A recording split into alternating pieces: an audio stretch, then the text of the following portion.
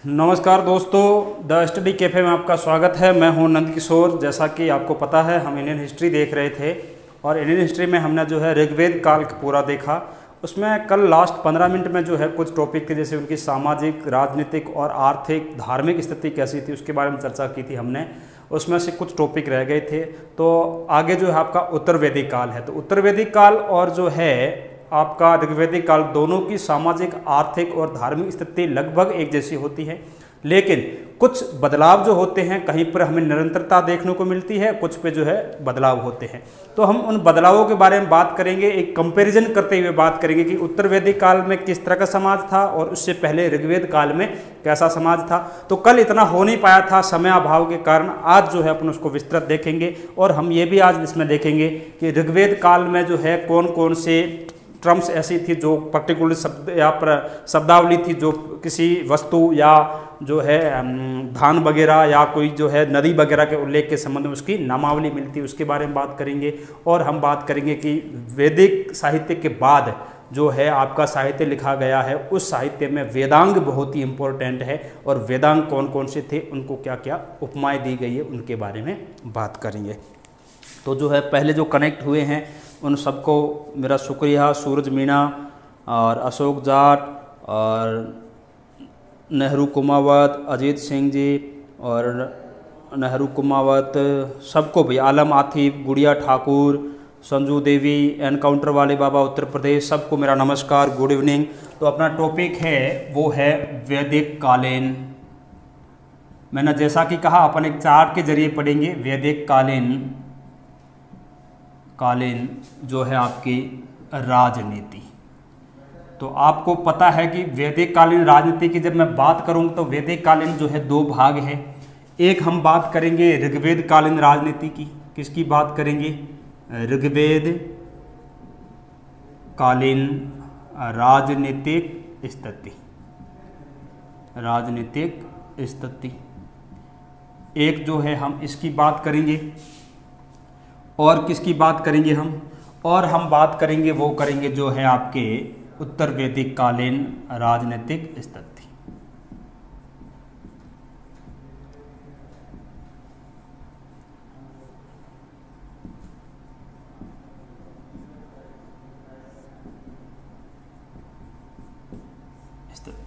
चलिए हम देखते हैं।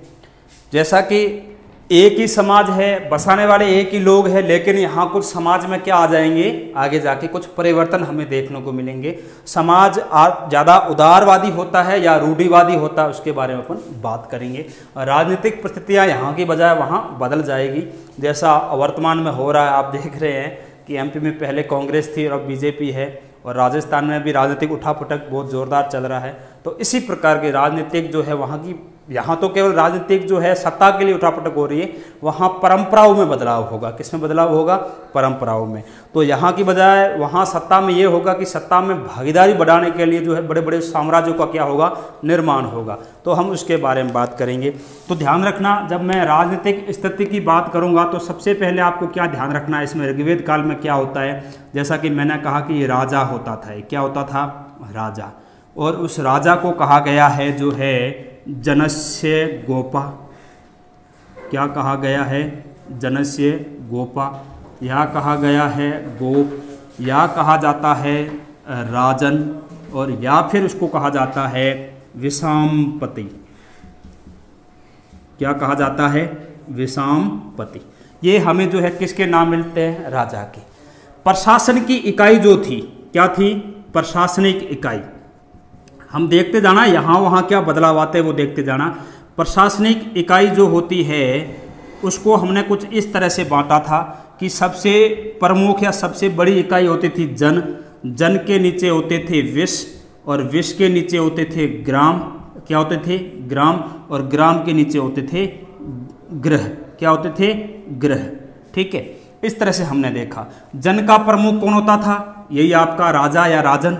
विष का प्रमुख जो है विषपति होता था। कौन होता था? विषपति। और ग्राम का प्रमुख कौन होता था? ग्रामणी।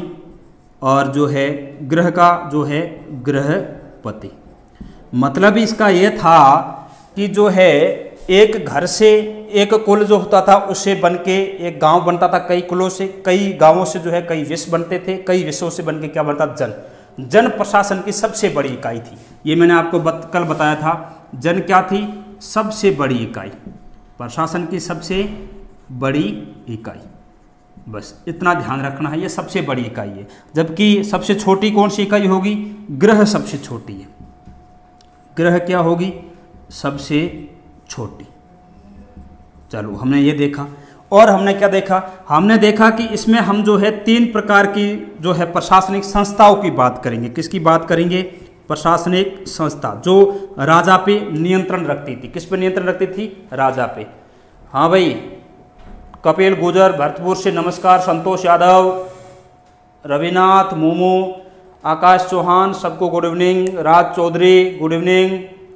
कल्चर पढ़ाएंगे, जल्दी पढ़ाएंगे। कुंदन और सुनीता मीणा, सबको गुड इवनिंग। ठीक है, तो यहाँ आप ध्यान रखना, वहाँ क्या बदलाव होते देखते जाना। तो 3 तरह की संस्था थी। एक तो मैंने आपको बताया सभा, और क्या बताया? समिति। कल मैंने इसमें बताया था सभा का ऋग्वेद में कितने बार उल्लेख होता मुझे बताना जरा। और जो है विदत, हमने ये बताया। सभा जो है कैसी थी? कुलीन लोगों की संस्था थी। कुलीन लोगों की कैसी थी? कुलीन। ये जन सामान्य के लिए थी। किसके लिए थी? जन सामान्य। ये अलग है, ध्यान रखना। ठीक है, जन सामान्य। विदत है, ये सबसे प्राचीन है। क्या है? सबसे प्राचीन है। ठीक है, और जो है इसकी कार्यशैली की हमें जानकारी नहीं मिलती विदत की। और क्या था? राजा जो है इस समय केवल जन या कुल का रक्षक था। किसका रक्षक था? जन और गाय भी कह दो, दोनों का रक्षक था। यानी भूस्वामी नहीं था। राजा क्या नहीं था? भूस्वामी नहीं था। ध्यान रखना, भूमि का स्वामी यहाँ पे नहीं था। चलो, और दूसरा क्या था इसमें? इसमें हमने ये देखा था कि भी जो है राजा इसमें प्रमुख होता था, लेकिन ये जो छोटे छोटे कबीलों से मिलके इनके कबीलों का ही प्रमुख एक प्रकार से होता था। कोई बड़े साम्राज्य का प्रमुख नहीं होता था। इस तरह से हमने इसके बारे में क्या देखी थी? राजनीतिक व्यवस्था देखी। अब हम उत्तर वैदिक कालीन राजनीतिक व्यवस्था की बात कर लेते कि यहाँ क्या बदलाव आते हैं, देखते जाना। बनवारी दोसा गुड इवनिंग भाई। चलिए देखिए यहाँ क्या राजनीतिक सत्ता में उत्पन्न रहता, देखते जाना। ठीक है, यहाँ क्या होगा? यहाँ भी वही राजा होगा। क्या होगा? राजा। लेकिन यहाँ राजा कैसा हो जाएगा? साम्राज्य विस्तारवादी हो जाएगा। कैसा हो जाएगा? साम्राज्य विस्तारवादी। कैसे? तो इस काल में कई जन मिलकर किसका निर्माण करेंगे? जनपद का। किसका करेंगे? जनपद का। जैसे एक होता है आपका भरत प्लस पुरु, दोनों मिलके किसका निर्माण करेंगे? कुरु का। कुरुक्षेत्र है ना, जिसके हस्तिनापुर राजधानी, ये कुरु का निर्माण करेंगे। और क्या था? और था आपका जो है किरवी, और एक और था किरवी प्लस त्रुवस, मिलके किसका निर्माण करेंगे? पांचाल का। है ना, कहाँ का निर्माण करेंगे? पांचाल का। तो इस तरह छोटे छोटे जन थे, वो मिलके जो है क्या करेंगे? बड़े जनों का निर्माण करेंगे। ठीक है, तो इसे हमें ये पता चलता है कि जो है बड़े बड़े साम्राज्यों का विस्तार होता है। तो फिर प्रशासनिक इकाई क्या होगी इस काल की? क्या होगी? प्रशासनिक इकाई। तो इस काल में प्रशासनिक इकाई में कुछ बदलाव आ जाएंगे। ठीक है, तो जैसे आपने देखा कि यहाँ होता था क्या? सबसे पहले गृह, फिर ऊपर क्या होता था? गृह के बाद जो है ग्राम, ग्राम के बाद क्या होता था? ग्राम के बाद विष, और विष के बाद क्या होता था? जन। तो यहाँ जो है जन मिल जाएंगे, तब क्या बन जाएगा? जनपद। देखते जाना, सीरीज है। अभी आपने ऋग्वेद में पढ़ा जन, उत्तर वैदिक काल में जनपद पढ़ोगे, अगला काल आएगा वो महाजनपद हो जाएंगे। ये जनपद भी आपस में मिलकर कई बड़े बड़े साम्राज्य निर्माण करेंगे, तो वो फिर क्या हो जाएगा? महाजनपद। तो यहाँ प्रशासन की सबसे बड़ी इकाई क्या है? प्रशासन की सबसे बड़ी इकाई क्या है? जनपद। और सबसे छोटी अभी भी क्या है? गृह बना हुआ है। क्लियर है? तो इस तरह से जो है हमें प्रशासन इकाई यहाँ देखने को मिलती है। हमें यहाँ पे चीज मिलती है सभा और समिति और विदत। तो यहाँ जो है उत्तर वैदिक काल में केवल और केवल संस्था के नाम पे दोनों का उल्लेख मिलता है। किस किस का? सभा का और समिति का। किसका मिलता है? सभा और समिति। हालांकि ये जितनी ऋग्वेद काल में प्रभावशाली थी उतनी यहाँ प्रभावशाली नहीं होती है। क्यों? क्योंकि यहाँ राजाओं का जो है क्षेत्रीय प्रभाव बढ़ गया था। तो राजाओं का प्रभाव बढ़ने से जो है बड़े बड़े साम्राज्य बने थे, तो वहाँ सभा और समिति की स्थिति कैसी हो गई? गौण हो गई। यहाँ राजा जो है आपने देखा जन या गाय का रक्षक था, यहाँ राजा जो है साम्राज्य निर्माण करना है तो कैसा होगा? भूमि रक्षक होगा। कैसा होगा? भूमि रक्षक होगा। ये ध्यान रखना। दोनों में फर्क समझ में आ रहा है भाई? कमेंट में बताइए।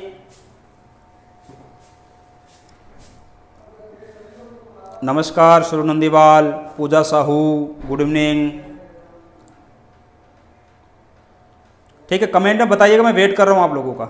और प्लीज जितने कनेक्ट है उतने ही अभी तक लाइक है। आप तो अभी 26-27 लोग आ गए थे लाइव, तो प्लीज जो है जल्दी जल्दी लाइक कीजिएगा। ठीक है, मुझे बताइए, मैंने आपसे पूछा जो समझ में आ रहा है ना यहाँ अंतर दोनों में स्पष्ट तौर पे? कमेंट में बताइए। कपिल गुजर good evening, Santosh Yadav good evening, Kundan वगैरह, सुनीता मीणा, सबको गुड इवनिंग। कमेंट में बताइए मुझे। चलिए, तो जो है इस तरह से ये राजा की भूमिका में भी क्या आ जाएगा? अंतर आ जाएगा। यहाँ तो आपने देखा राजा जो है कि कबीलाई समाज का प्रतिनिधित्व करता है। यहाँ राजा जो है बड़ी बड़ी उपाधियां धारण करेगा। क्या करेगा? बड़ी बड़ी उपाधियां धारण। अब वो देखिए क्या क्या उपाधियां होती है। ठीक है भैया, आकाश चौहान समझ में आ रहा है आपको?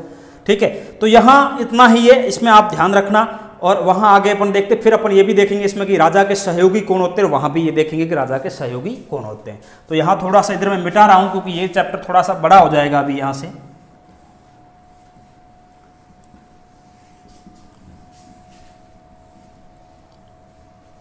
अब देखिए, उत्तर वैदिक कालीन राजा जो होते थे, उत्तर वैदिक कालीन राजा जो होते थे वो राजा बड़ी बड़ी उपाधियां धारण करते थे। क्या धारण करते थे? बड़ी बड़ी उपाधियां। आर्यों की एक खासियत होती थी उपाधियां धारण करनी। तो कौन कौन सी थी देखते जाना। जैसे ये आपका है नॉर्थ, ये आपका है साउथ, ये है वेस्ट, ये है ईस्ट और ये है मिडल या मध्य। ठीक है, तो देखना ये जो होता था ये उपाधि धारण करता था विराट। विराट कोहली से याद रख लेना। अपने आप को विराट जब मानोगे तो कब क्या हो जाएगा? शवराट। और फिर आप क्या बन जाओगे? सम्राट। ठीक है, और फिर जो है क्या हो जाएगा? भोज। सारे मिलके क्या करेंगे? भोज। और मध्य देश वाले को क्या कहते थे? राजा। तो ध्यान रखना, जो उत्तर वैदिक कालीन शासक थे वो बड़ी बड़ी क्या धारण करने लग गए? उपाधियां साम्राज्य विस्तार के तहत। और उत्तर के शासक अपने आप को नाम के आगे क्या लगाते थे? विराट। पश्चिम के उत्तर वाले के बगल में जो है वो क्या लगाते थे? स्वराट।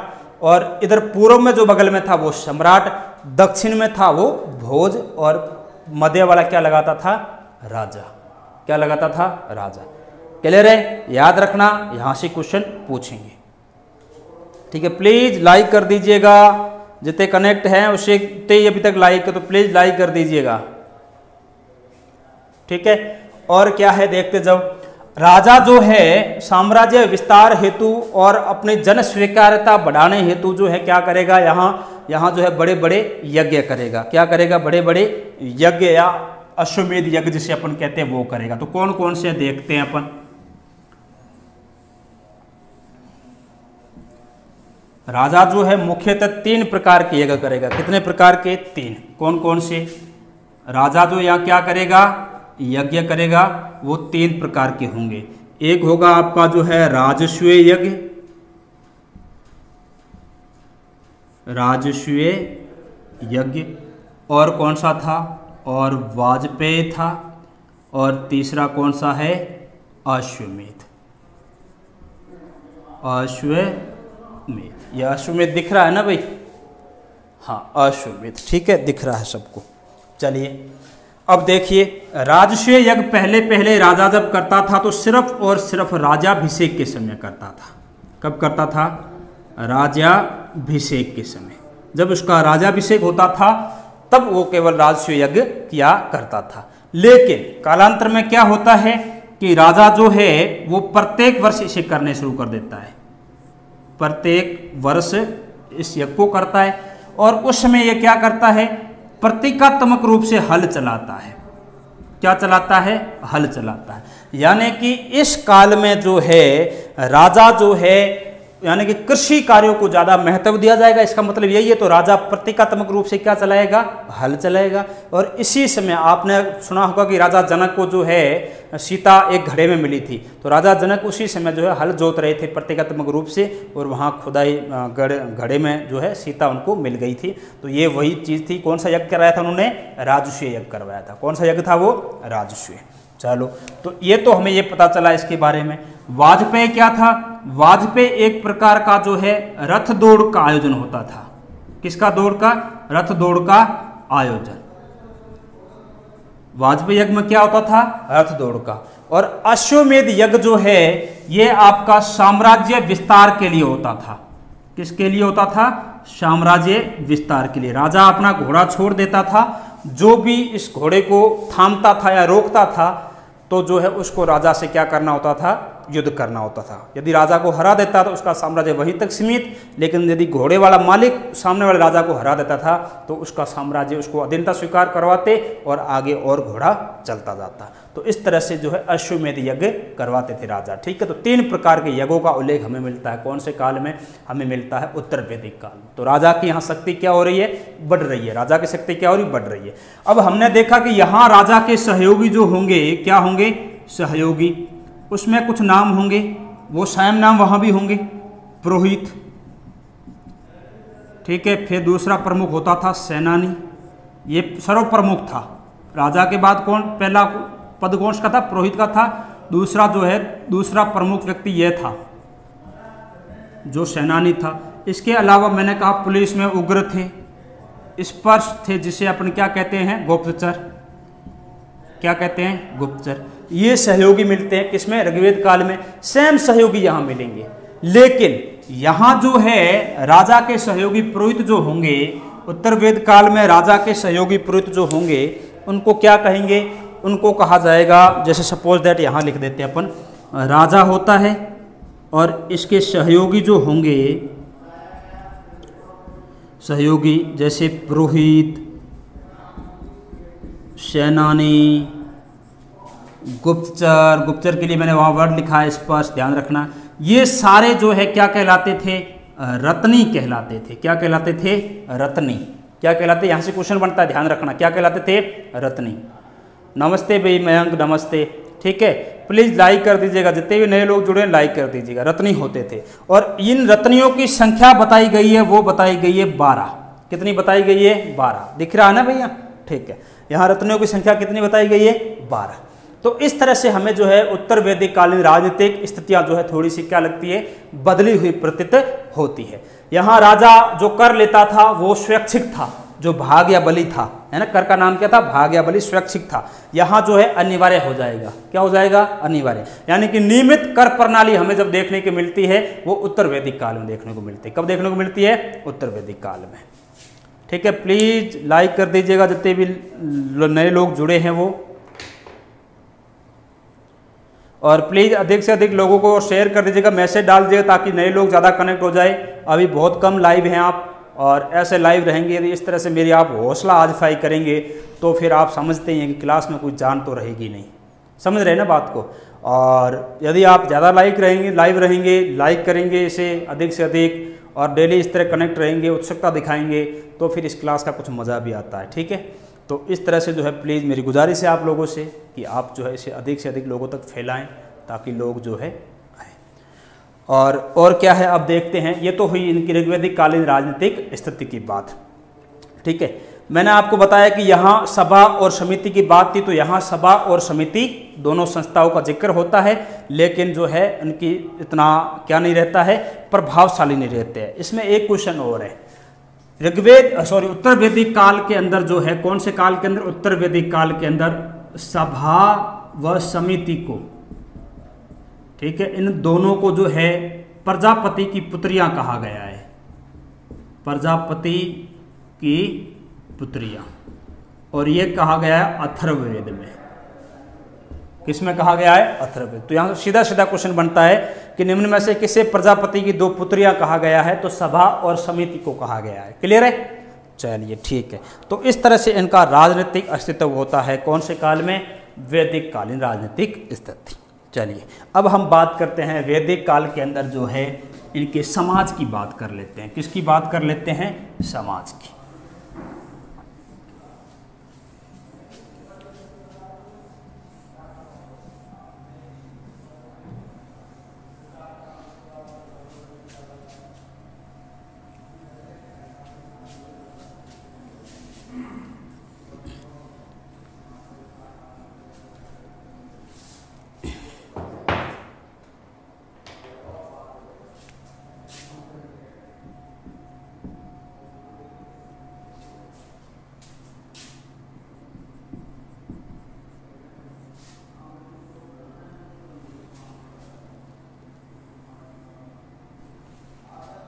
चलिए अब हम ऋग्वेद कालीन समाज की बात करेंगे और आपके जो है किसकी बात करेंगे?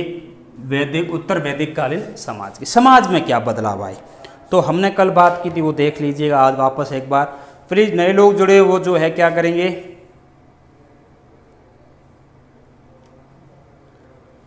प्लीज जो नए लोग जुड़े वो लाइक कर दीजिएगा, है ना।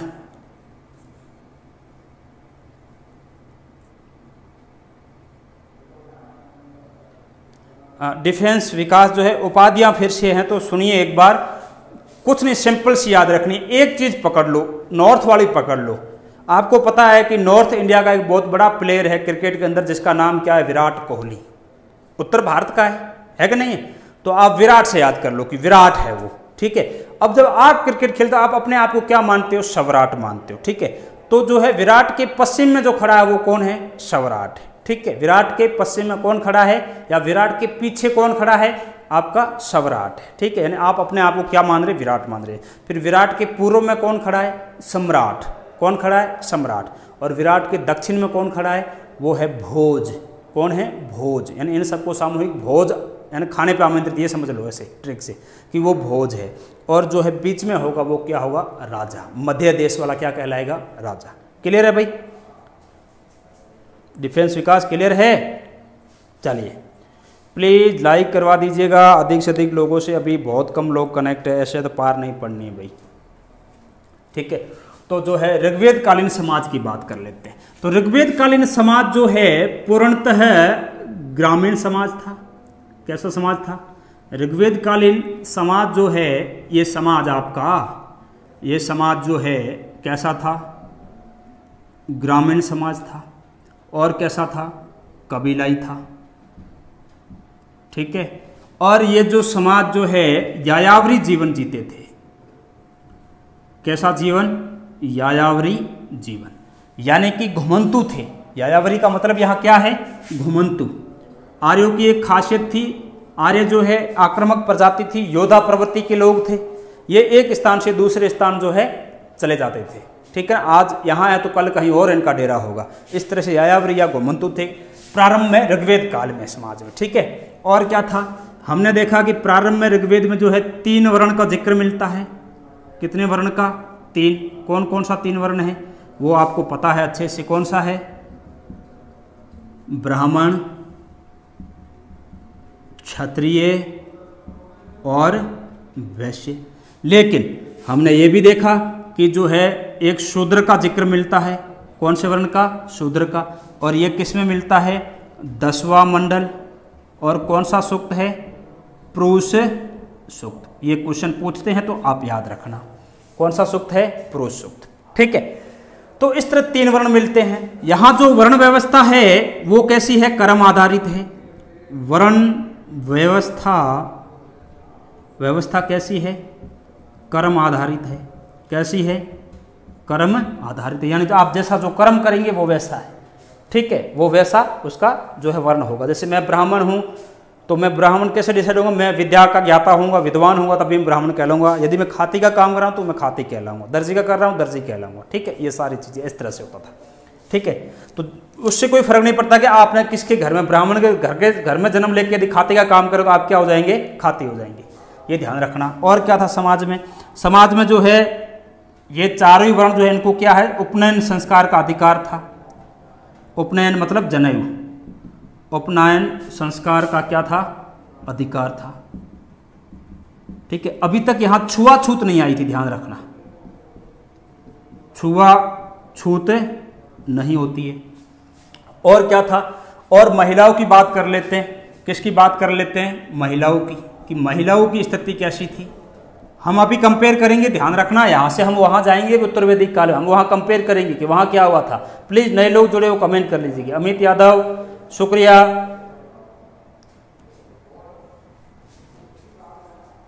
राज विष्णु आपका भी शुक्रिया। ठीक है, महिलाओं की स्थिति। अब देखिए महिलाओं की स्थिति में क्या होता है, दिख रहा है ना यहां से, ठीक है, बहुत अच्छा दिख रहा है, कोई दिक्कत नहीं, सुनते जाइए। महिलाओं को जो है आपका बहुपति प्रथा का प्रचलन था। इसका क्या था, प्रचलन। मैं अभी वो बता रहा हूं जो वर्तमान में कुरीति के तौर पे देखी जाती है, उस समय क्या थी, वो जो है सुरीति थी, कुरीति नहीं थी। बहुपति प्रथा, बहुपत्नी प्रथा, ठीक है, और क्या था, और जो है विधवा विवाह का प्रचलन था, विधवा विवाह का प्रचलन था। और क्या था, बाल विवाह नहीं, बाल विवाह नहीं। और क्या था, नियोग प्रथा का प्रचलन था। नियोग प्रथा, मैंने कहा जब किसी को निसंतान कोई होता था, कोई दंपति, कोई परिवार जो है जिसकी कोई औलाद नहीं होती थी, तो वो अपने निकट रक्त संबंधी से जो है अपनी औलाद उत्पन्न करवा सकते थे। ठीक है, यानी कि उनको जो है उसकी बीवी को अपने निकट रक्त संबंधी से शारीरिक संबंध बनाने का अधिकार था, और उससे उत्पन्न होती हुई संतान वेद मानी जाती थी। क्लियर है? गुड इवनिंग डोंगर सिंह जी। तो इस तरह से नियोग प्रथा का प्रचलन था। और क्या था, जो लड़कियां अविवाहित रहती थी, अविवाहित होती थी, उनको अमाजू कहा जाता था। क्या कहा जाता था, अमाजू। और क्या था, और जो है जो पिता बेटी को विवाह में धन देता था, धन किस में देता था, विवाह में, उसको कहा गया है वहतु। क्या कहा गया है, वहतु। ये याद रखना, यहाँ से क्वेश्चन पूछते सीधे सीधे।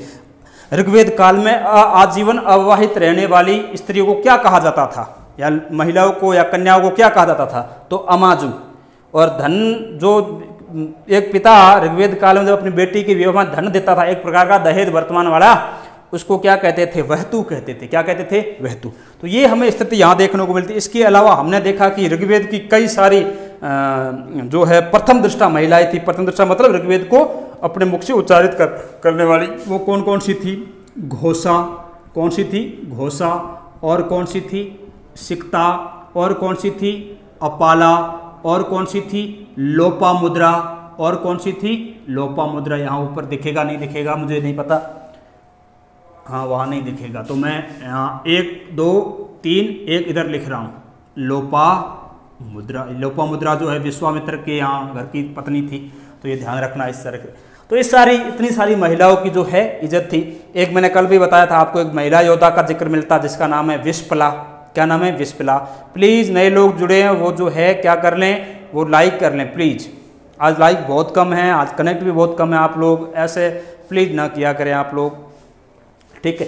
तो इस तरह से हमें ये समाज में ये सारी चीज़ें देखने को मिलती है। कितने समाज में जो है स्पष्ट 3 वर्ण है, वर्ण व्यवस्था है, उपनयन संस्कार अधिकार सभी को है, चारों ही वर्णों को है। उपनयन संस्कार का अधिकार किसको है, 4 वर्णों को है,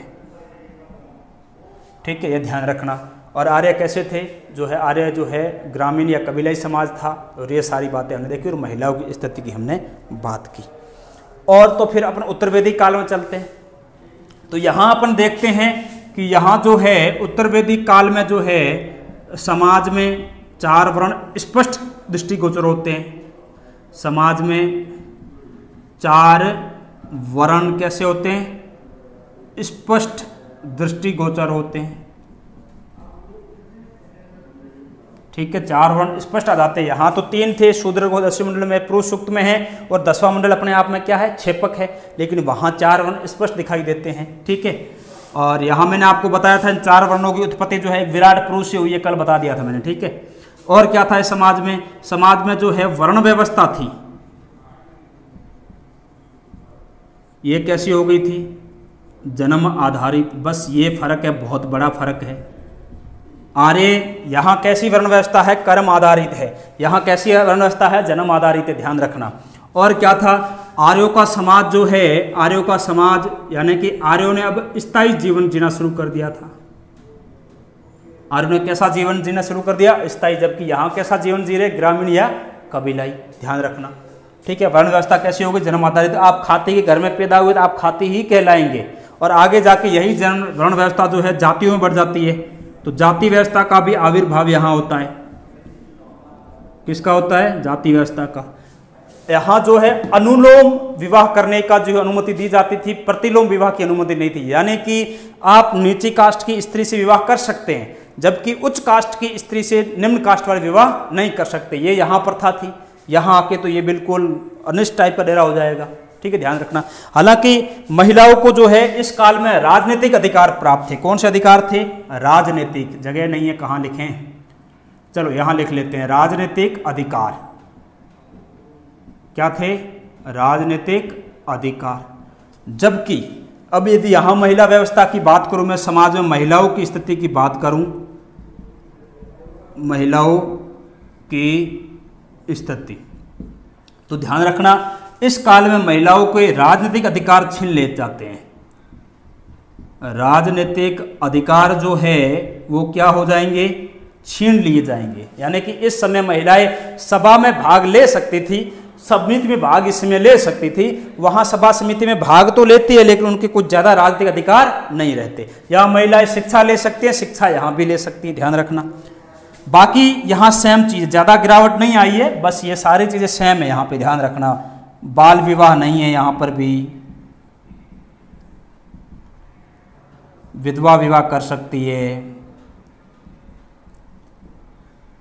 और क्या है? बहुपत्नी प्रथा, बहुपति प्रथा। तो ये सारी चीज़ें जो है यहाँ रहती हैं। यहाँ हमें गार्गी और जो है कई सारी महिलाओं के यहाँ भी हमें जिक्र मिलेगा। राजस्थान सरकार गार्गी पुरस्कार भी देती है, शायद 10वीं या 12वीं में कन्याओं के लिए, है ना। इस तरह से जो है हमें ये यहाँ भी जिक्र मिलता है। तो इस तरह से जो है ज़्यादा अंतर तो महिलाओं की स्थिति में नहीं है, लेकिन फिर भी राजनीतिक अधिकार छीन लिए जाते हैं और पिता की संपत्ति में अधिकार भी इनके छीन लिए जाते हैं। बाकी नियोग प्रथा वगैरह सब वहाँ प्रचलित है। और समाज में क्या बदलाव होता है यहाँ पे जो है, जैसे आपको कुरीति जितनी भी होती है, जैसे विधवा विवाह पे रोक लगना, सती प्रथा का, पर्दा प्रथा का ये प्रचलन होना, ये गुप्त काल की घटनाएं हैं। कौन से काल की घटनाएं हैं? कुरीतियां जितनी भी है, कुरीतियां जितनी भी है, कुरीतियां ये सारी की सारी कौन सी काल की है? गुप्त काल की। जैसे कौन कौन सी? पर्दा प्रथा, याद रख लेना, रट्टा मार लेना आज से आगे कभी पूछे तो। पर्दा प्रथा, सती प्रथा, विधवा विवाह पर रोक, विधवा विवाह पर रोक, ये सारी चीजें जो है। और बाल विवाह, कौन सा विवाह? बाल विवाह, नियोग प्रथा पर रोक, ये सारी कुरीतियां, कुप्रथाएं जितनी भी थी वो सारी की सारी गुप्त काल की घटनाएं हैं। कौन से काल की घटनाएं हैं? गुप्त काल की। तो प्लीज़ नए लोग जो जुड़े हैं वो प्लीज़ जो है क्या कर लें, थोड़ा लाइक कर लीजिएगा। गुलशन चंदर सर कंप्लीट हिस्ट्री करा देना, कोशिश तो करेंगे। हाँ, अब देखिए जो ये नेहरू कुमार पूछ रहे हैं क्वेश्चन का, तो कल सेशन एक होगा, लंबा सेशन होगा, तो उसमें जो है आपके क्वेश्चन ही रहेंगे सारे, 100 क्वेश्चन रहेंगे इन 2 टॉपिकों से, और कोई भी क्वेश्चन आपका बाहर नहीं जाएगा। Sanjana Meena good evening. तो ठीक है, इस तरह से ये ध्यान रखना, कोई भी क्वेश्चन आपका बाहर नहीं जाएगा इसमें, ठीक है। अच्छा, समाज में जो है दास प्रथा का भी प्रचलन था। कौन सी प्रथा का? दास प्रथा का। ऋग्वेद काल में जो है समाज में दासों प्रथा का प्रचलन था, और दासों को दस्यु कहा जाता था। और दस्यु एक प्रकार से अनार्य भी होते थे जो इनके पशुओं को चुरा लिया करते थे, ठीक है। हालांकि जैसे मैंने बात की महिलाओं की, तो थोड़ी सी चीजें देख लीजिएगा। यहाँ जो है महिलाओं की स्थिति में गिरावट का पता हमें कुछ ग्रंथों से चलता है। जैसे एक मैत्रायणी संहिता है। कौन सी? मैत्रायणी संहिता। इस मैत्रायणी संहिता में बताया गया है महिलाओं को जो है जुआ और शराब से भी बदतर, शराब से भी क्या बताया गया है, बेटी या कन्या या महिला का जन्म होना ही जुआ और शराब से भी बदतर है, वो घर क्या हो जाता है, बर्बाद हो जाता है। अथर्ववेद में बताया गया है, किसमें बताया गया है, अथर्ववेद में, कन्या जो है सभी दुखों का जो है क्या है, कारण है। कन्या सभी दुखों का कारण है, ध्यान रखना। और क्या बताया गया है, और किसमें है, और जो है हम देखेंगे वो है आपकी जो है ऐत्रेय ब्राह्मण में।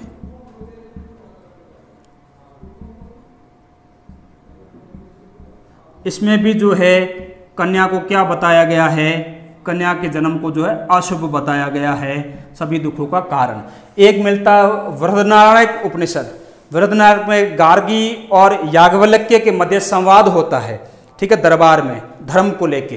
तो उस संवाद में जो है गार्गी जो है हावी हो जाती है किस पे, आपके याज्ञवल्क्य ऋषि पे। तो याज्ञवल्क्य ऋषि कहते हैं कि तुम चुपचाप बैठ जाओ वरना तुम्हारा सिर फोड़ दिया जाएगा। तो इससे पता ये चलता है कि महिलाओं की एक सीमा थी उस काल में भी, ठीक है, उस दायरे से यदि ऊपर वो होती तो उन्हें या उनकी आवाज़ को दबा दिया जाता था, ठीक है। तो इस तरह से हमें आपको ध्यान में रखना है कि महिलाओं की स्थिति के संबंध में कोटेशन है तो ये सारे उत्तर वैदिक काल में देखने को मिलेंगे, ये सारे ऋग्वेद के काल में देखने को हमें नहीं मिलते। इससे हमें पता चलता है कि महिलाओं के अधिकारों की जो है ज़्यादा बेहतर स्थिति थी वो ऋग्वेद काल में थी, और जो है बदतर स्थिति होनी शुरू होती है वो किसमें होती है, आपके उत्तर वैदिक काल में। और वो उत्तरोत्तर जो है आप देखेंगे हाँसी पे आएगी आगे ऋग्वेद काल, सॉरी उत्तर वैदिक काल के बाद महाजनपद काल, उसके बाद जो है आपके जितने भी होते हैं चाहे मौर्य काल हो, गुप्त काल हो या उसके प्रवर्ती काल हो, इवन वर्तमान तक देख लीजिएगा तो इन सब में जो यही होता है। Good evening Harish Kumar, Hariom Singh ji, Kanya Kumar ji good evening, Yogesh Kumar good evening, Lalit Lavana good evening. और जो भी लाइक अभी कनेक्ट हुए प्लीज़ लाइक कर दीजिएगा और अधिक से अधिक लाइव आ जाइएगा। तो इस तरह हमने देखा उत्तर वैदिक कालीन समाज और जो है ऋग्वेदिक कालीन समाज में क्या है, बहुत सारा फर्क है। और दूसरी चीज़ क्या होती है कि यहाँ उत्तर वेद काल में ब्राह्मण होंगे वो सर्वश्रेष्ठ होंगे, क्या होंगे, सर्वश्रेष्ठ। और ऋग्वेद काल में, ठीक है, ब्राह्मण एक सर्वश्रेष्ठ होंगे। लेकिन उत्तर वेद काल में ब्राह्मणों की सत्ता को चुनौती मिलती है। आपने देखा होगा कई सारे राजा ऐसे होंगे क्षत्रिय जो है क्या है, विद्वान हो जाएंगे और ज्ञान के क्षेत्र में जो है ब्राह्मणों को क्या देंगे, स्पष्ट चुनौती देंगे। फिर प्रतीकात्मक रूप से जो है ब्राह्मणों को जो है सर्वश्रेष्ठ मान लिया जाएगा। प्रतीकात्मक रूप से मैं अभी बता रहा हूँ, सुन लेना। प्रतीकात्मक रूप से ब्राह्मण क्या हो जाएंगे, सर्वश्रेष्ठ हो जाएंगे। लेकिन जो आपका उत्पादक वर्ग जो होगा, उत्पादक क्षेत्र होगा, उस पर अधिकार किसका होगा, क्षत्रियों का होगा। जैसे सपोज कीजिए क्या होगा कि इस काल में कृषि एक बहुत बड़ी घटना हो जाएगी, ठीक है, जबकि यहाँ आगे मैं अर्थव्यवस्था में पढ़ाऊंगा, यहाँ पशुपालन होगा। तो पहले इन संपत्तियों पे जो है ब्राह्मणों का हक माना जाता था। जब ज्ञान के क्षेत्र में चुनौती दी गई क्षत्रियों द्वारा किसको, ब्राह्मणों को, तो फिर दोनों में समझौता होता है और कहते हैं कि भाई सर्वश्रेष्ठ तो ब्राह्मण ही रहेंगे, लेकिन ब्राह्मण ज्ञान के क्षेत्र में, ठीक है। और जितने भी उत्पादक क्रियाएं होगी, जो भी अन्न मिलेगा, कर मिलेगा, उस पर अधिकार किसका होगा, क्षत्रियों का होगा। किसका होगा, क्षत्रियों का। इस तरह से हमें यह भी देखने को मिलता है। फिर उत्तर वैदिक काल में आगे हम धार्मिक में कुछ बातें करेंगे, क्या बदलाव हुए, तो ये सारी चीज़ें जो है आपको इसमें ध्यान में रखनी है। चलिए अब हम बात करते हैं। अच्छा, यहाँ जो है कहीं ना कहीं 3 जातियों को ही उपनयन संस्कार का अधिकार है। देखिए यहाँ क्या होगा, स्पष्ट तौर पे सर्वश्रेष्ठ 2 ही जातियां मानी जाएगी इस काल में। कौन कौन सी, एक तो जो है ब्राह्मण और दूसरी कौन सी है, क्षत्रिय। और इन दोनों को जो है पूर्ति करने वाली जाति, इन दोनों की उदर पूर्ति करने वाली जातियां होगी, वो होगी वैश्य और जो है शूद्र। यानी इन दोनों को ये माना जाएगा कि ये दोनों इन दोनों वर्णों की सेवा करने के लिए। इसमें भी जो है ब्राह्मण तो आधा ही माना गया है कि वो किसी भी कर देने वाला नहीं है, ठीक है। और वैश्य को कहा गया अनन्य बलिष्कृत, यानी कि बलि या भाग देने वाला। और इसको भी कुछ कहा गया अनन्य से सेवाकृत, ऐसा कुछ है इसके बारे में, शूद्रों के बारे में, सेवा करने वाले मतलब, ठीक है। तो इस टाइप से हमें साफ डिस्क्रिमिनेशन देखने को मिलेगा आपके जो है किसमें, उत्तर वैदिक काल में। तो समाज में जो है रूढ़िवादिता का प्रभाव देखने को मिलेगा उत्तर वैदिक काल में मिलेगा, जबकि एकदम बेहतर स्थिति देखने को मिलती है वो ऋग्वेद काल में। ऑल ओवर आपसे पूछे कि महिलाओं को जो है इस पुरुषों के समान अधिकार कौन से काल में थे, तो सिर्फ और सिर्फ भारत के संदर्भ में देखेंगे तो आप जो है वैदिक काल ही कहोगे। ऑप्शन यदि वैदिक काल है तो वैदिक काल, और वैदिक काल के अंदर वो और अधिक अंदर जाकर आपसे पूछे तो फिर आपको ध्यान में रखना है कि महिलाओं की बेहतर स्थिति ऋग्वेद काल में थी बजाय उत्तर वैदिक काल की। ठीक है, तो ये दोनों इस तरह से फर्क ध्यान रखना। वो ऑप्शन देते कि गुप्त काल, मौर्य काल, वैदिक काल, महाजनपद काल कौन सा काल है, तो फिर आपका वैदिक काल होगा। लेकिन वो ऑप्शन ये भी दे दे कि उत्तर वैदिक काल, ऋग्वेद काल, महाजनपद काल या फिर मौर्य काल कौन सा, तब फिर आपका कौन सा होगा, ऋग्वेद काल। क्लियर है? उम्मीद है आपको समझ में आया होगा। और बाबूलाल परिहार, गुड इवनिंग। भाई नेहरू कुमावत कहाँ सपोर्ट कर रहे हैं? अभी जो लोग जुड़े हैं वो जो है लाइक भी नहीं कर रहे हैं, और अभी सिर्फ 14 लोग आप लाइव देख रहे हैं। मुझे तो बड़ी हैरत अंगेज मतलब एक फीलिंग आ रही है कि अंदर से कि ये क्या हो रहा है। कभी 27, 28, 30 भी रहते थे आज, क्योंकि कुछ चीज़ें सेम हैं मुझे पता है, लेकिन मैं ये आपके फ़ायदे के लिए कर रहा हूँ कि ऋग्वेद में कुछ चीज़ें वापस आपको इसलिए पढ़ाई जा रही है ताकि यहाँ से वहाँ आप कंपैरिजन कर सकें, आपको ये पता चल सके कि कैसे समाज में ट्रांसफॉर्मेशन हुआ था। ठीक है ना? तो इसलिए ध्यान रखिए इस चीज़ का। तो ये समाज हो गया। अब अपन बात कर लेते हैं इस समाज के बाद जो है ऋग्वेद कालीन अर्थव्यवस्था की। किसकी बात कर लेते हैं? ऋग्वेद कालीन और उत्तर वैदिक कालीन अर्थव्यवस्था।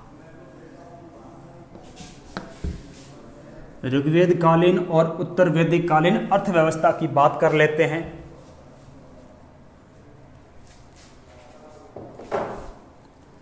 ऋग्वेद कालीन अर्थव्यवस्था।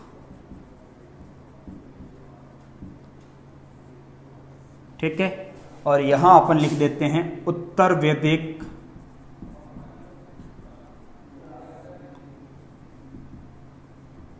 कालीन अर्थव्यवस्था।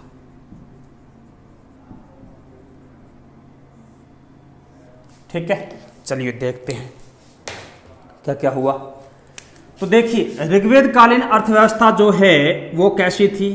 वो जो है अर्थव्यवस्था ग्रामीण थी। कैसी थी?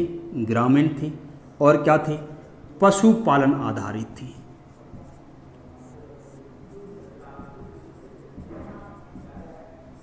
कैसी थी? पशुपालन आधारित। जो कृषि है, ये कृषि, ये केवल जो है कैसी थी? आपकी जो है गौण क्रिया थी। मुख्य क्रिया क्या थी? कृषि थी। गौण क्रिया थी कृषि। मुख्य क्या थी? मुख्य पशुपालन था। तो ऋग्वेद कालीन अर्थव्यवस्था कैसी होती है? ऋग्वेद कालीन अर्थव्यवस्था जो है कैसी होगी? पशुपालन आधारित होगी। कृषि क्या होगी? गौण होगी। ठीक है, कर के रूप में जो है हमने देखा बलि या भाग राजा को दिया जाता था, और ये जो है कैसा होता था? स्वैच्छिक। ठीक है, ये हमने देखा। और क्या था? वस्तु विनिमय से व्यापार होता था। किससे होता था? वस्तु विनिमय से व्यापार होता था। ठीक है, संपत्ति का सर्वाधिक जो है, संपत्ति की बात करेंगे यदि संपत्ति, तो वो थी गाय। गाय क्या थी? सर्वाधिक धन के रूप में स्वीकार किए जाने वाला पशु था। इस चीज़ का ध्यान रखना। और गाय को जो है कहा गया है आपका जो है अघाता, ऐसा को जिसकी मतलब आप हत्या नहीं करते, उसको क्या कहते हैं? वैसा कि इसकी हत्या आप नहीं कर सकते, इस टाइप से माना गया है। प्लीज़ लाइक कर दीजिएगा, नए लोग जुड़े हैं।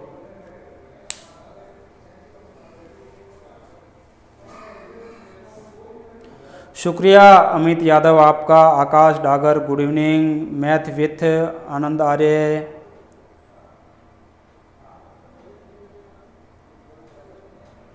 कंबाइंड बेंच भी लाएंगे, टेंशन मत लीजिएगा। प्लीज़ मेरी गुजारिश है आप लोग अधिक कनेक्ट होइएगा, आप थोड़ी हौसला अजमाई करिएगा। अधिक से अधिक लोग जब आप ऐसे रहेंगे। अर्जुन सिंह राठौड़, शुक्रिया सर, शुक्रिया। ठीक है, east and west sir is the best, शुक्रिया सर। चलिए, तो हमने देखा कि यहाँ संपत्ति के तौर पे क्या थी? गाय ही सब कुछ थी, ये बात हमने यहाँ की। ठीक है, अब देखिए यहाँ से वहाँ जाते हैं, यदि उत्तर वैदिक काल में जाते हैं अपन, तो उत्तर वैदिक काल में समाज में क्या अर्थव्यवस्था आधार आ जाता है? देखिए इस काल में जो है अर्थव्यवस्था हो जाएगी कृषि आधारित। कैसी हो जाएगी?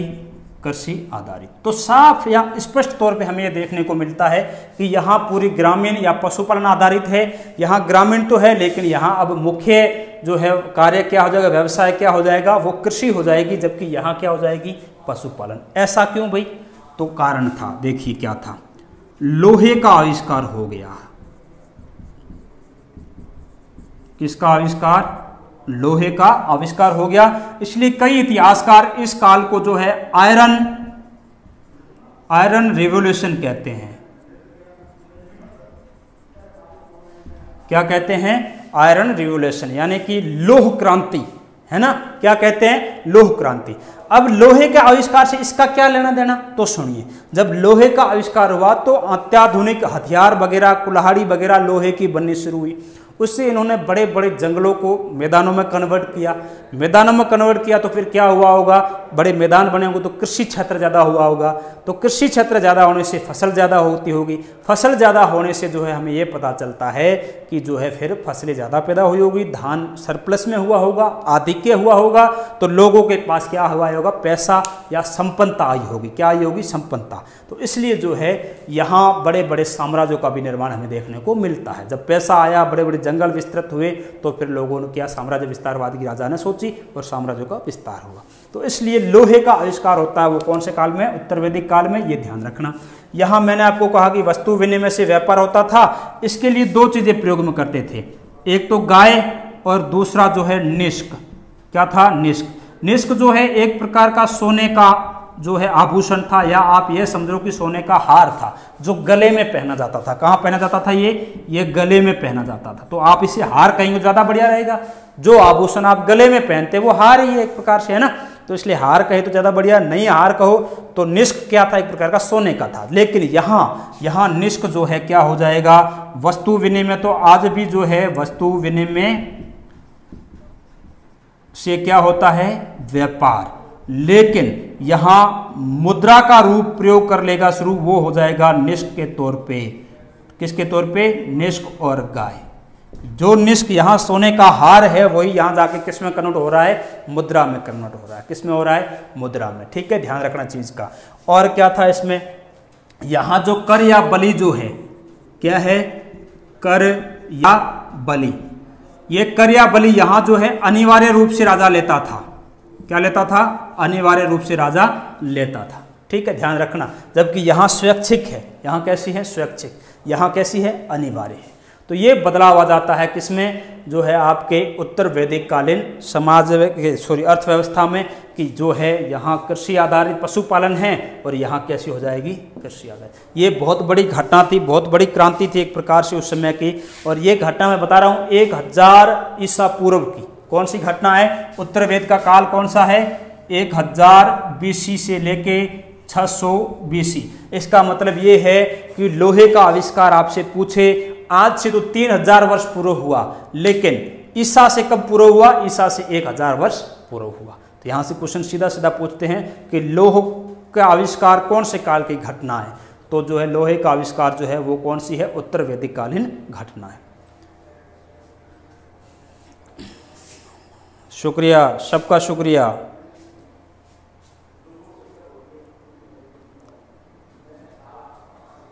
शुक्रिया बाबूलाल जी। चलिए, अब ये अर्थव्यवस्था हो गई, समाज हो गया, राजनीति हो गई, रहा क्या? धर्म। इनका क्या रहा? धर्म। तो फटाक से धर्म की बात कर लेते हैं इनकी।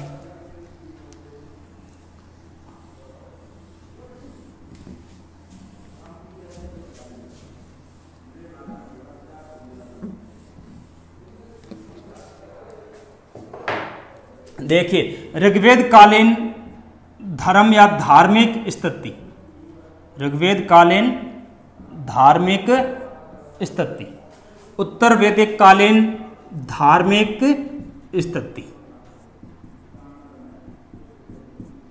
चलिए देखते हैं क्या क्या हुआ, तो सुनते जाइए। देखो, ये लोग जो है आर्य लोग जो है प्राकृतिक बहुदेववाद में जो है विश्वास करते थे।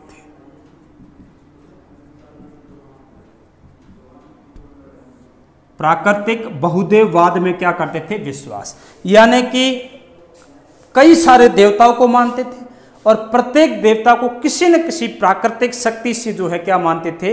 उसका सर्वप्रमुख मानते थे या उससे जोड़ते थे। तो प्रकृति के साथ साथ देवताओं का जो है सामंजस्य देखने को हमें मिलता है।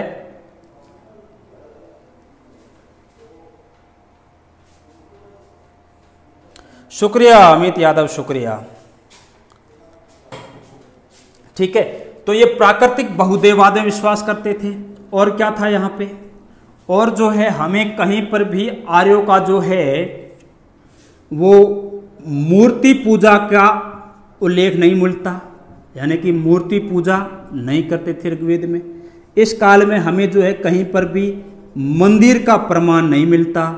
किसका? मंदिर। मैंने कहा था एक दिन पहले भी कि मंदिर निर्माण की घटना गुप्त कालीन है, लेकिन आपको फिर भी पूछे कि मंदिरों के साक्ष्य तो नहीं मिलते, लेकिन मूर्ति पूजा का तो फिर सिंधु घाटी में। मैंने आपको पढ़ाया मोहनजोदड़ो, उसमें मैंने आपको बताया कि पशुपतिनाथ शिव का जो है मूर्ति मिली, जिससे जॉन मार्शल ने आद्य शिव की संज्ञा दी है। इसका मतलब क्या है, मूर्ति पूजा का अस्तित्व कहीं ना कहीं रहा है। जो मैं यहाँ बता रहा हूँ प्राकृतिक बहुदेववाद, ये सेम चीज़ आप सिंधु घाटी में भी देखेंगे। क्यों? क्योंकि वहाँ भी पीपल की पूजा के साक्ष्य मिलते हैं। ठीक है, इस तरह से ध्यान रखना।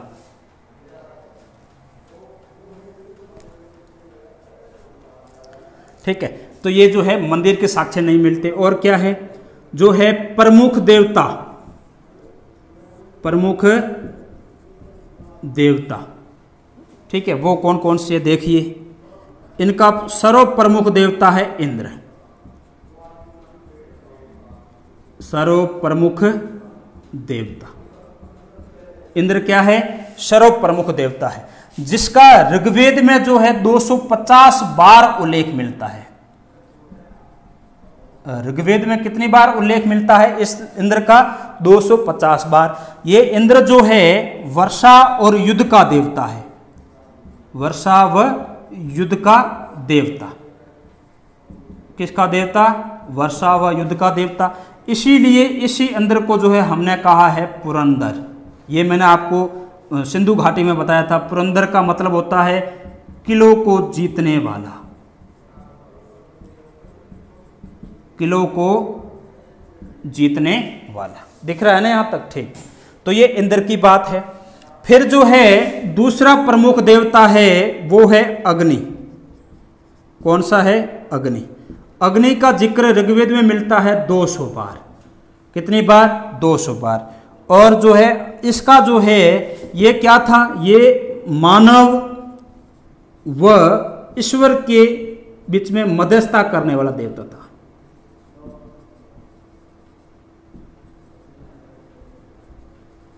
क्या करने वाला देवता था? मध्यस्थता। और तीसरा देवता जो होता है वो होता है वरुण। कौन सा होता है? वरुण। ये वरुण जो है ये ऋत का देवता है। किसका देवता है? ऋत का देवता है। इसका उल्लेख मिलता है, वो मिलता है 30 बार। ऋग्वेद में उल्लेख कितनी बार वरुण का मिलता है? 30 बार। वरुण जो है 1000 खंभों के स्वर्ण महलों में रहता है। ठीक है, और एक प्रकार से समुद्र का देवता भी है। ठीक है, ऋत का मतलब होता है संसार की नैतिक और भौतिक व्यवस्था। आप कोई भी कार्यक्रम, कोई भी काम करते हैं, उससे समय आप गलत करते हैं, तब भी आप कहते हैं कि ऊपर वाला देख रहा है। इसका मतलब क्या है? कोई एक ऐसी अदृश्य शक्ति है जो सर्व सत्ता को या इस पूरे संसारिक सत्ता को नियंत्रित करती है। वो गलत की सजा भी देगा और सही का प्रतिफल भी देगा। ये ऐसी मान्यता है ना, तो वो क्या है? ऋत है। क्या है? ऋत है, ध्यान रखना। और दूसरी चीज जो है मैंने आपको बताया, एक चीज जो है मानव व ईश्वर के मध्यस्थता करने वाला देवता कौन है? अग्नि। तो ध्यान रखना, आप यज्ञ में आहुति देते हैं, यज्ञ की अग्नि प्रज्वलित होती है, उसमें जो तिल इस तरह से जो है घी वगैरह मिला के कई सारे आइटम आप उसमें देते हैं आहुति।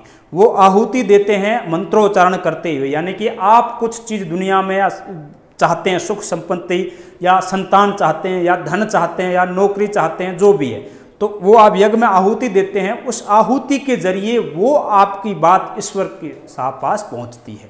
ठीक है, और वो ईश्वर जो है वो आह्वान सुन के आपको क्या देता है? प्रतिफल देता है। तो ये मध्यस्थता का देवता है। कौन? अग्नि। तो इस तरह से हमें जो है ये 3 प्रमुख देवताओं की जानकारी मिलती है। किसमें? ऋग्वेद काल में। ठीक है, तो ऋग्वेद में देखो प्राकृतिक बहुदेववाद है, मूर्ति पूजा का जो है प्रचलन नहीं था, मंदिरों के साक्ष्य नहीं मिलते। प्रमुख देवता कौन है? वरुण, इंद्र और अग्नि। लेकिन उत्तर वेद काल में इतना चौड़ा धर्म हो जाएगा, देखते जाओ क्या क्या होता है। अच्छा, यहाँ एक चीज और है, यहाँ जो है यज्ञानुष्ठान का जो प्रचलन था, जो है वो कैसा था? अपेक्षाकृत सरल था। कोई एक व्यक्ति भी जो है यज्ञ कर सकता था। उसको मना ही नहीं थी। ठीक है, तो यज्ञ अपेक्षाकृत या धार्मिक या कर्मकांडीय व्यवस्था कैसी थी? ऋग्वेद काल में सरल थी। कैसी थी? सरल थी। अब अपन देखते हैं उत्तर वैदिक काल। तो देखिए उत्तर वैदिक काल में क्या क्या होता है बदलाव।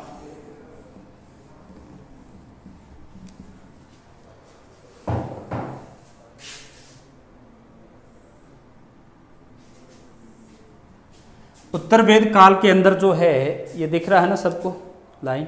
ठीक है, चलिए उत्तर वेद काल में जो है हम देखेंगे कि यहाँ भी जो है हमें प्राकृतिक बहुदेववाद देखने को मिलेगा। क्या देखने को मिलेगा? प्राकृतिक बहुदेववाद। और क्या मिलेगा? और हमें जो है एकाधिदेववाद देखने को मिलेगा।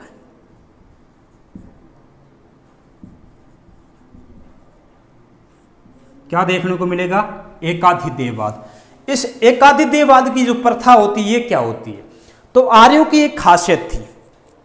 आर्य जो है एक समय में जिस देवता की पूजा करते थे वो देवता उनके लिए सर्वोच्च होता था, बाकी वाले देवता पृष्ठभूमि में चले जाते थे, बाकी वालों से कोई लेना देना वो नहीं रखते थे। जैसे ही कुछ समय कुछ दौर बाद किसी और देवता की पूजा करते हैं तो फिर वो देवता सर्वश्रेष्ठ हो जाएगा और बाकी वाले जो है किसमें चलेंगे? पृष्ठभूमि में। देखिए कैसे। तो यहाँ पे जो है हमने देखा, यहाँ जो है इंद्र, वरुण और अग्नि प्रमुख थे, लेकिन यहाँ पे प्रमुख देवता की मैं बात करूं, प्रमुख देवता, तो यहाँ पे प्रमुख देवता हो जाएंगे कौन? ब्रह्मा, विष्णु, महेश। कौन हो जाएंगे? यानी कि आपको ब्रह्मा, विष्णु, महेश की जो त्रिमूर्ति देखने को मिलती है वो उत्तर वेद काल में मिलती है। उत्तर वेद काल के सर्व प्रमुख देवता कौन थे? ब्रह्मा, विष्णु, महेश। जबकि ऋग्वेद काल के सर्व प्रमुख देवता कौन थे? इंद्र, अग्नि और जो है वरुण। ठीक है ना? समझ आ रहा है? शुक्रिया विवेक दास जी, आप पहले भी कनेक्ट रहते हैं मेरे से अक्सर, थैंक यू। ठीक है, संजना भाई संडे को क्लास नहीं रहती और संडे को मैं फ्री रहता हूँ। क्लास जो है आपकी वो रहती है वीक में जो है आपकी 6 दिन। ठीक है, सोमवार से लेके और शनिवार तक, यानी मंडे से सैटरडे। हाँ, ये है कि सैटरडे के दरमियान कभी कभी मैं जो है टेस्ट भी लेता हूँ।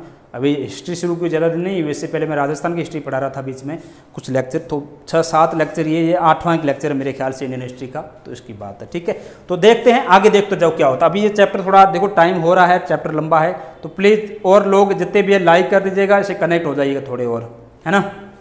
तो देखो और क्या क्या होता है। तो ब्रह्मा, विष्णु, महेश प्रमुख हो जाएंगे। ये महेश यानी कि किसकी बात हो रही है? शिव की। किसकी हो रही है? शिव की। ये ऋग्वेद काल में ये शिव जो है पशुओं के देवता हैं। किसके देवता हैं? पशुओं के, पशुओं के देवता है। ऋग्वेद काल में शिव किसके देवता होंगे? पशुओं के। जबकि उत्तर वैदिक काल में सर्व प्रमुख देवता हो जाएंगे, है कि नहीं है? इस तरह से ध्यान रखना। और हमें क्या देखने को मिलता है? और देखिए ऋग्वेद काल में ही आपके जो है ऋग्वेद के अंदर ही जो है आपको एकेश्वरवाद की थ्योरी देखने को मिल जाती है। ठीक है ना? एकेश्वरवाद मतलब एक ही ईश्वर में विश्वास करना। उसी के बाद में जो है आपने देखा होगा कि शंकराचार्य ने कई सारे जो है वो मत निकाला, अद्वैतवाद, जिसे अपन का अद्वैतवाद क्या कहते हैं, एकवाद या अद्वैतवाद, वो निकला। तो ये सारे जो है एक ईश्वर या एक सत्ता में विश्वास करने की बातें वो यहीं से निकलती है। लेकिन अब यहाँ मैंने कहा कि जो है आपके कर्मकांडी व्यवस्थाएं सरल थी, तो यहाँ आके कर्मकांडी व्यवस्थाएं कैसी हो जाएगी? जटिल हो जाएगी। तो हम थोड़ी सी इनके बारे में बातें कर लेते हैं। देखिए यहाँ जो है कर्मकांडीय व्यवस्थाएं,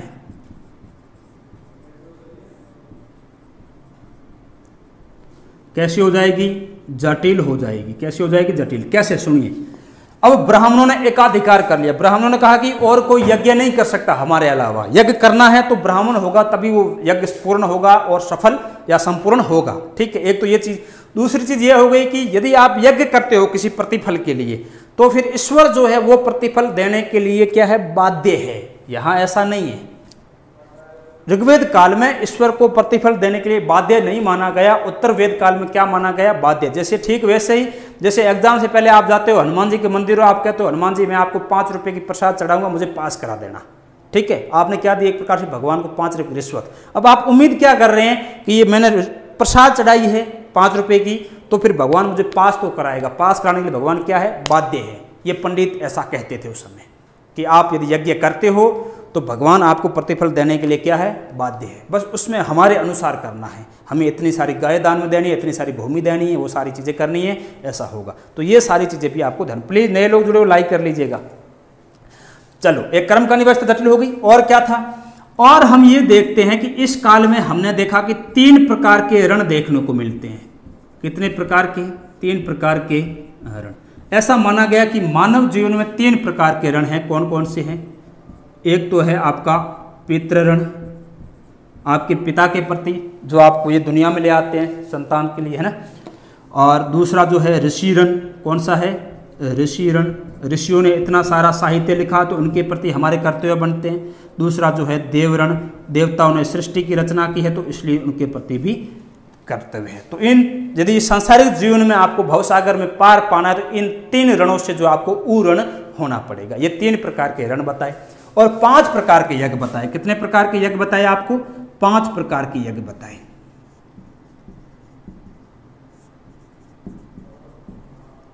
कौन कौन से, वही सेम पितृयज्ञ। कौन सा, पितृयज्ञ, ब्रह्म या ऋषि यज्ञ, ठीक है। और कौन सा था, और जो है आपका देव यज्ञ, और कौन सा था, और जो है आपका जो है भूत यज्ञ, और कौन सा था, और आपका जो है अतिथि या अतिथि यज्ञ। अतिथि यज्ञ में क्या है, मानव की सेवा करने की बात है, ठीक है। भूत यज्ञ में क्या है, यदि आप अपना आने वाला कल सुधारना चाहते हो, परलोक या स्वर्ग में जाना चाहते हो, तो आपको जो है क्या करोगे, भूत यज्ञ का उल्लेख जो है, जैसे आप चींटियों को दाना डालते हैं, देखा होगा आपने कई लोगों को, चींटियों को दाना डाल जाते हैं, चिड़ियों को, कबूतरों को दाना डालते हैं, ये सारे भूत यज्ञ की बातें हैं। देव यज्ञ देवताओं के प्रति है ना। और ब्रह्म या ऋषि यज्ञ वो स्वयं ऋषियों के प्रति है। पितृयज्ञ अपने पिता के प्रति है ना, जो अपने संतान वंशवर्धन के लिए संतान बढ़ा के आपको इस दुनिया में ले आते हैं, इसलिए उनके प्रति भी करते हो। बनवारी दोषा सर, ऋग्वेद में इंद्र के नाम का उल्लेख 275 बार दे रखा है, किताब में बिल्कुल गलत तक दे रखा है 250 बार, ठीक है। और मैथ अभी नहीं हो रही है, साइंस और जो है आपकी रीजनिंग और जो है आपकी जीके, ये 3 क्लासें हो रही हैं। एनकाउंटर वाले बाबा प्लेलिस्ट बन चुकी है। आशीष परमार, थैंक यू भाई। तो चलिए, इस तरह के 3 यज्ञ देखने को मिलते हैं। हमें सबसे पहले इस उत्तर वैदिक काल में ही ये पता चलता है कि जो है 4 प्रकार के आश्रम होते हैं। आपने सुना होगा वानप्रस्थ, संन्यास, गृहस्थ, है ना। वो चारों आश्रम हमें देखने को मिलते हैं। वो पहली बार किसमें मिलते हैं, जाबालो उपनिषद में। किसमें मिलते हैं, जाबालो उपनिषद में जो है हमें 4 प्रकार के आश्रम की जानकारी मिलती है।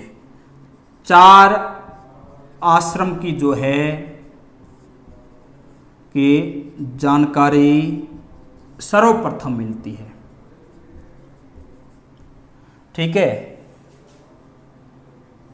कौन कौन से हैं, ब्रह्मचार्य, वानप्रस्थ, संन्यास और कौन सा है, गृहस्थ। ये 4 ऐसे याद रख लेना, इसकी सीरीज भी याद कर लेना। यहाँ ये सीरीज मेरी थोड़ी उल्टी पुल्टी हो सकती है, तो आप एक बार कहीं गाइड में देख के इसकी सीरीज से याद कर लेना बस, क्योंकि कई बार सीरीज में पूछ लेते हैं, ठीक है। तो ये 4 आश्रम जो है, इसके पहली बार उल्लेख हमें कहाँ मिलता है, जाबालो उपनिषद में मिलता है। तो इस तरह से हमने ये देखा, इसी काल उत्तर वैदिक काल में क्या लिखे गए, आपके उपनिषद लिखे गए। क्या लिखे गए, उपनिषद। क्या लिखे गए, उपनिषद। इसमें हमें जो है ब्रह्म की अवधारणा देखने को मिलती है। किसकी, ब्रह्म की अवधारणा, आत्मा परमात्मा वाली बात, ठीक है। और क्या है, मोक्ष की सर्वप्रथम अवधारणा, मोक्ष का सर्वप्रथम उल्लेख या अवधारणा। और उपनिषदों में क्या है, कर्म कांडों की निंदा की गई है। किसकी निंदा की गई, कर्म कांडों की। ये एक प्रकार से क्या थी, जटिल धार्मिक, उत्तर वैदिक काल में जो जटिल जटिल धार्मिक कर्मकांडी व्यवस्थाएं थी, जो धर्म को बहुत जटिल बना दिया गया था, उसके विरुद्ध पनपने वाला विद्रोह एक प्रकार का। ठीक है, तो जो है उन्होंने क्या है, कर्मकांडों की निंदा वगैरह की, इसमें कहा कि ये यज्ञ वज्ञ वाले चौचले जो है गलत है, कि यज्ञ में आहुति देंगे तभी हमें ईश्वर मिलेगा, ऐसा कुछ भी नहीं है। और जो है हमें ध्यान ये रखना है कि जो है आपका यदि ईश्वर प्राप्ति करनी है तो आत्मा का परमात्मा से क्या होना चाहिए, सीधा कनेक्शन। इसी उपनिषदों में कई सारे उपनिषद है, जैसे कि मैंने आपको कहा मांडुक्य उपनिषद। कौन सा उपनिषद है? मांडुक्य। इधर लिख लेते हैं, कई सारे उपनिषद है, उनके बारे में बात के लिए सुन लीजिएगा।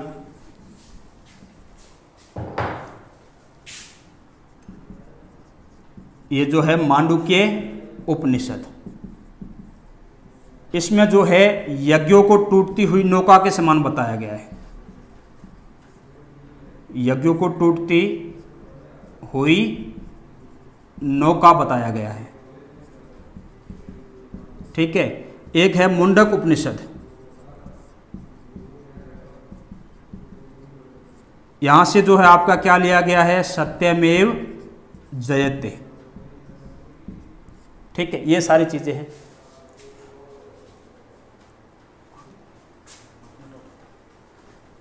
तो जो है इस तरह से अब देखिए क्या होता है, ये सारा तो है हमने धार्मिक स्थिति दोनों की देख ली। अब लास्ट टॉपिक देख लीजिएगा, क्लास का टाइम हो गया है, तो लास्ट टॉपिक एक आपके क्वेश्चन जहां से आता है वो देख लीजिएगा, वो क्या है। अब देखिए,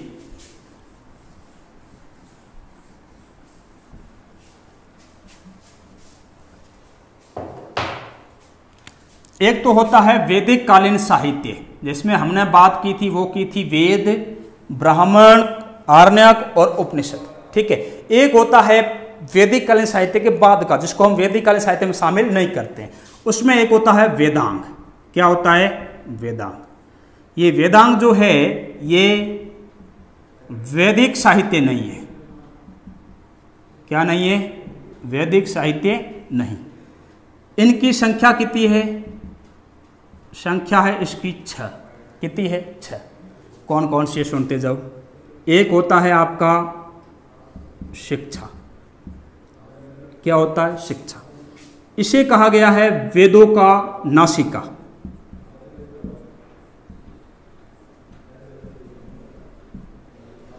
वेदों की नासिका। ठीक है, वेदों की नासिका किसे कहा गया? शिक्षा को कहा गया। ठीक है, और क्या है इसमें? क्या है इसमें? शब्दों का उच्चारण है।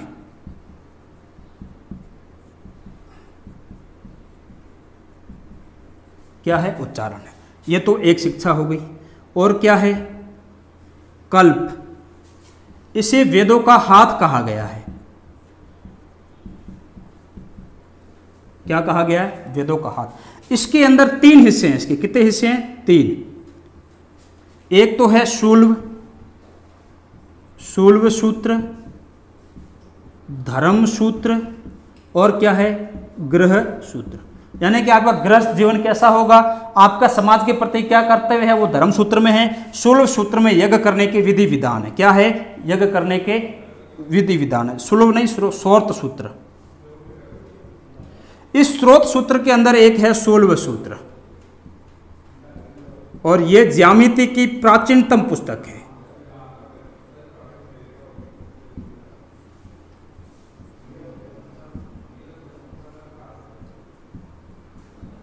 या आपको कहे कि गणित की प्राचीन पुस्तक। इसमें जो है यज्ञ कितने सेंटीमीटर का होना चाहिए, कितना नहीं होना चाहिए, वो सारी बातें की गई है। कल्प हो गया। और बाकी इधर देख लो, कल्प के बाद जो है एक है निरुक्त। इसको कहा गया है वेदों का कान। क्या कहा गया है? वेदों का कान। इसमें क्या है? कठिन शब्दावली को सरलीकृत किया गया है। ठीक है, निघंटू के अंतर्गत। ये हो गया तीसरा, ये हो गया पहला, ये हो गया दूसरा। चौथा सुनिए, व्याकरण। इसे जो है वेदों का मुख कहा गया है। क्या कहा गया है? वेदों का मुख। ठीक है, एक पांचवा है, वो है आपका व्याकरण की पहली पुस्तक है, वो है आपकी जो है महाभाष्य, अष्टाध्यायी, और ये लिखी थी पाणिनि ने। किसने लिखी थी? पाणिनि ने। पांचवा देख लीजिएगा, एक होता है छंद। क्या होता है? छंद। इसे कहा गया है वेदों का पेड़। क्या कहा गया है? पेड़। किसका? वेदों का। और छठा देख लीजिएगा, वो है ज्योतिष। कौन सा है? ज्योतिष। इसे कहा गया है वेदों की आंख। क्या कही गई है? आंख। क्लियर है? तो ये 6 ध्यान रखना। यहाँ से क्वेश्चन पूछते हैं कि वेदों की निम्न शिक्षा नासिका किसे कहते हैं, वेदों का हाथ किसे कहते हैं, वेदों का कान किसे कहते हैं, वेदों का मुख किसे, वेदों का जो है छंद या वेदों का आंख किसे कहते हैं, इस तरह से। तो आज का लेक्चर इतना ही है। अधिक से अधिक जो जुड़े हुए प्लीज लाइक कर दीजिएगा। और आज के लिए इतना काफ़ी है। शुक्रिया, धन्यवाद। कल मिलते इसी समय।